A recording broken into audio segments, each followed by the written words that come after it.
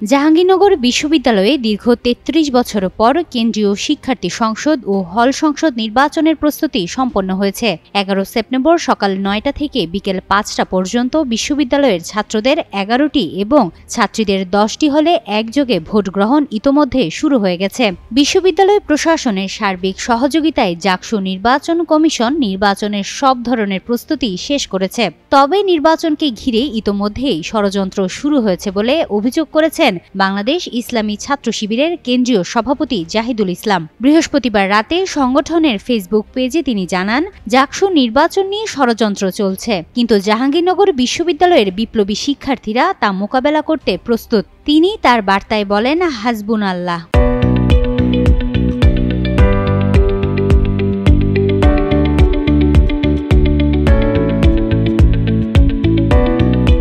এর আগে ১০ সেপ্টেম্বর ডাকসু নির্বাচন শেষে ভোটের ফলাফল নিয়ে আশঙ্কা প্রকাশ করেছিল শিবির সভাপতি।